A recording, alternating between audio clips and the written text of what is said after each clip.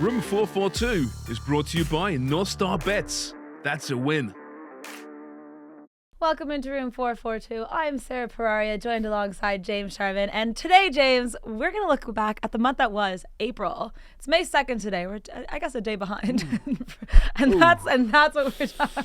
That Frank Lampard personifies everything that happened in April, doesn't he? Yeah, it does. It does. No, it was such a busy month. I was going through it yesterday, and there was so much that happened. I think because there was so much football played. Mm-hmm. So lots of changes. But yeah, the reason why Frank Lampard is actually behind us right now is because your moment of April was Lampard getting hired as Chelsea's interim manager. Gave us so much material, didn't it, in Room 442 over the last month or so. Mm-hmm. Poor Frank. I just feel bad for Frank Lampard. I respect Frank Lampard.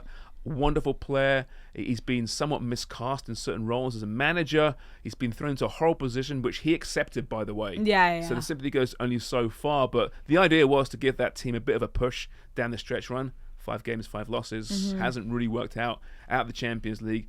Descending the Premier League table, it seems, every week at this point. Yeah. It's been a disastrous campaign. And even the golden boy at Chelsea, Frank Lampard, couldn't turn the tables. But the fans still love him for the playing days. But I don't blame him for Chelsea and what's happened. He'll get a job somewhere else at some point, but hopefully a smaller club maybe. You know, he was great at Derby in the lower divisions. He got promotion. Maybe that's the next step for Frank Lampard. Maybe. And maybe he'll be a great manager one day. But this situation, I don't care who was in that role, who succeeded Graham Potter, who apparently wasn't his fault either because, well, 2 managers now. Yeah, poor Graham Potter almost more so than him. Why would you have just kept Graham Potter, save the money? We're nearly out of time in the Premier League, and it's like, what are you doing? Todd Bowley, thank you so much for all you've given us this season. I'm just realizing that Frank Lampard hasn't won a game with Chelsea. No, 5 games, 5 losses. Yeah, no. Or 1 draw, 1-0, right? The 0-0 was April 4th against Liverpool. I have this as April 5th. He signed April 6th, I think, official. His first game. Yeah. So it's 5-5. No, just losses. Yeah. Only losses. Yeah. Frank Lampard, everyone. All right. Well, my moment was, and I didn't even realize it was a moment until I was going through all the stats that happened, but April 19th, when Manchester City qualified for the next round of the Champions League semifinals, Pep Guardiola becomes the first manager to ever reach 10 UCL semifinals. That's a good one. That's incredible. I mean, like, this team alone has done so well, but Guardiola has just been, like, I don't know, doing what he does at Manchester City. And I feel like after so many years being with City, after we've seen what he's done with Barca, with Bayern, now it's kind of coming to fruition at this team. Can I be a bit cynical here? A little bit? It's not a cold night in Stoke. That's what he's going to say. No, I'm not saying that, although I do want to see Pep coach at Stoke. That'd be amazing. No, Barcelona, right? Walks into that job at the same time as, you know, the kids from La Masia coming through, the Messis, the Xavis, Iniestas, right? Wonderful team, which he manicured beautifully into this all-world team like Barcelona.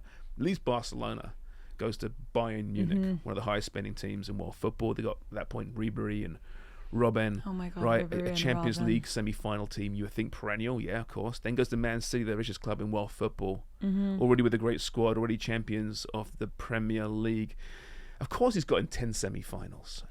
If he hadn't gotten 10 semi-finals, there'd be big question marks. Not to say that's any statement on Pep, the coach. He is probably the greatest of the modern era, but he's earned the right to coach the biggest clubs. None of those clubs you can say, wow, I can't believe he got that team to the semi-finals of the Champions League. Until he does that. This is the only pushback I have with that is PSG.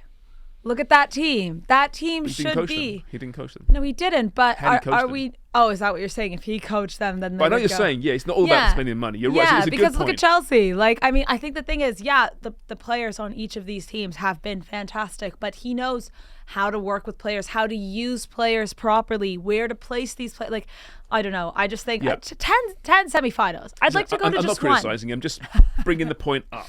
Okay. That it's not like he did it with Stoke. Fair. And did it with, Valladolid. He's going to actually finish his career at Stoke. That's where he's going to do it. And then... And they'll be champions, crown champions, and then he'll retire. Yeah. And then we'll say, you're right, you are the best ever. There you go. And that's how it's going to go. But we did make a board show you some of the other spectacular moments that were in April. If we could just pull that up, because there were absolutely so many of them. Remember Arsenal winning 7 straight Premier League games? And look at them now. We have Son becoming the first Asian player to score 100 Premier League goals. Good one, yeah. The Barcelona women's team win their 60th straight league game, just on fire. Sevilla knocking out Man U. Kylian Mbappe becoming becoming PSG's all-time goal scorer, Juve losing their points and getting them back. Like, April has been incredible. Like, even Mbappe, you know, PSG's all-time Ligue 1 leading scorer. Yeah. He's just, 23 years of age. No, it's insane. This has been What such a great month. No, For it all really sports, though, has. right? Yeah. For all sports. I mean, Oh. as a sports fan, right, you have your footy, obviously, right? And Yeah. a hockey fan, you got the playoffs, NBA playoffs. NBA's going Major crazy. League Baseball, you know. F1 is back. F1's back, right? Yeah. It might be the best. There's a good in the fall. There's a good month as well. Is it October? Yeah, there's because NFL would have started by then right. as well, so it would have been and, all. Yeah, it's fun, but all these things come into fruition now. It is a great month. Yeah. Weather's crap. Yeah. But apart from that, it's a great month. Yeah. I just want to give some notable mentions to a few more because there were actually so many. Bernadeschi hitting that Olympico at BMO Field. Yes. Shout out Toronto FC. England winning the women's Finalissima.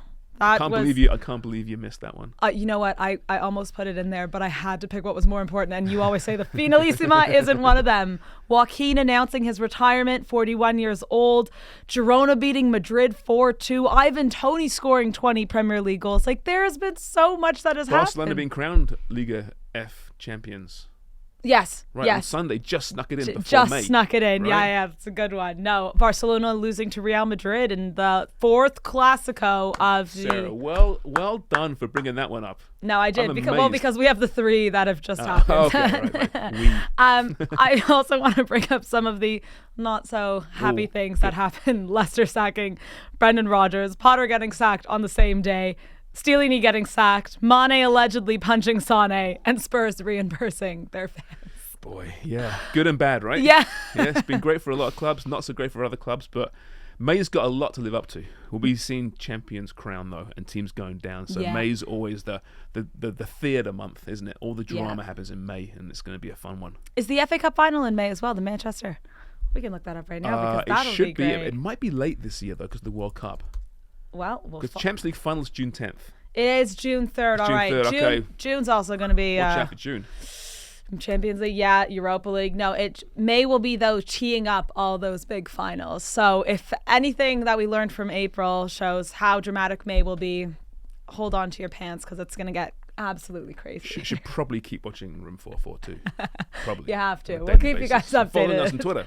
Yeah. And Instagram. And Instagram. All of it. We're everywhere. We're covering it all, guys. So stay in touch. Well said. Easy for you to say, Sarah.